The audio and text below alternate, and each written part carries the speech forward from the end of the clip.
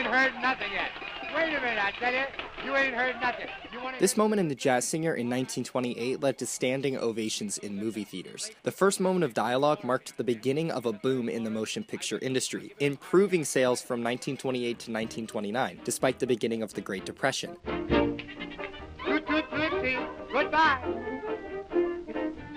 Warner Brothers surged in profits from $2 million to $14 million a year as millions flocked to these talkies, which, for the first few years, consisted mostly of musicals. Talking provided a layer of realism missing in movies by allowing more character development and plot. Innovation in radio and television writing paved the way for strong, dialogue-driven movies. 12 Angry Men is written in such a way that you can follow the entire story with your eyes closed.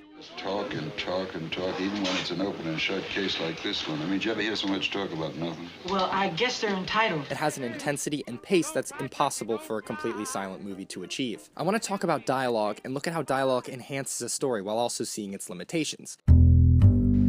Probably the biggest immediate benefit of dialogue is it's just so damn efficient.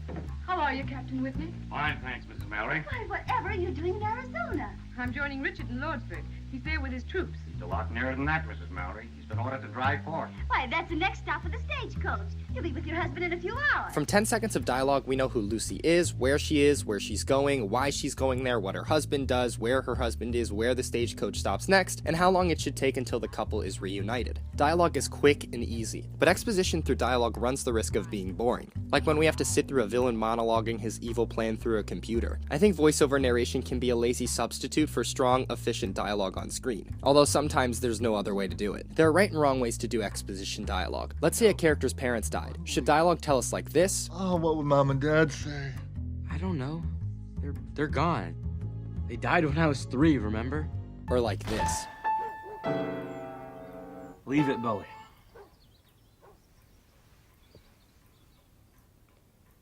Mom would allow us.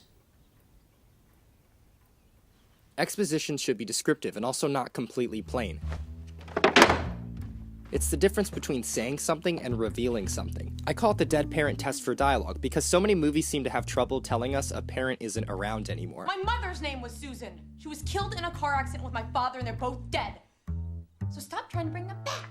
Dialogue should reveal a character isn't in the picture instead of just saying it out loud. It doesn't always have to be through dialogue.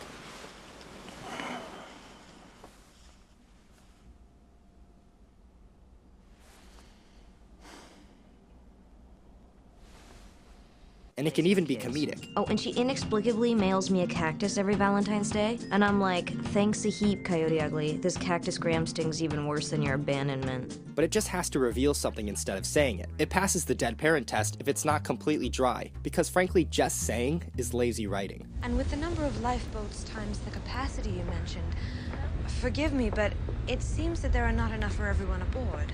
I think the same idea goes for dialogue that explores the movie's major ideas. Interstellar is a gorgeous movie, but this dialogue is very heavy-handed and just being said. Love is the one thing we're capable of perceiving that transcends dimensions of time and space. Maybe we should trust that, even if we can't understand it yet.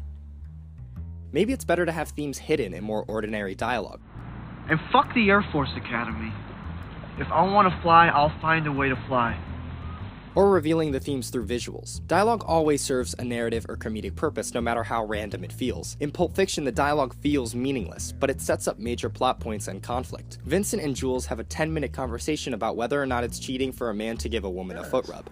And look, I've given 1 million ladies 1 million foot massages, and they all meant something. We act like they don't, but they do. I mean, that's what's so fucking cool about them. There's a sensuous thing going on where you know, you don't talk about it, but you know it, she knows it. Fucking Marcellus knew it. And Antoine should have fucking known better. This conversation, while at the surface very casual, reinforces that Marcellus Wallace is not to be trifled with. As Vincent spends his night with Mrs. Wallace, that earlier conversation reminds us that the stakes are high. And Vincent may or may not be overstepping his boundaries. So, you're gonna go out there, you're gonna say goodnight, I've had a very lovely evening. Walk out the door, get in the car, go home, jerk off, and that's all you're gonna do. Tarantino uses dialogue to show character flaws. Jules and Vincent get a great cup of coffee and praise it in an attempt to be polite to Jimmy. All it does is make him mad because Jules and Vincent are not focused on the crisis they just created. But you know what's on my mind right now? It ain't the coffee in my kitchen. It's the dead nigger in my garage. Their signature suave and charming dialogue failed them, but Winston Wolfe, he knows the appropriate way to respond, because he's the wolf.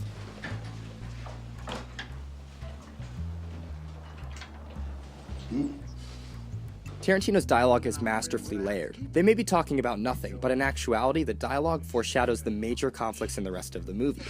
You shoot me in a dream, you better wake up and apologize. Don't listen to anybody that says dialogue is bad and visuals are always better in film. It's just false. Dialogue is beautiful, revealing, and hilarious. Just know when to use it. Oh, yeah. I am the walrus. Shut the fuck up, Donnie. V.I. Lenin. Vladimir Ilyich Ulyanov. What the fuck is he talking about?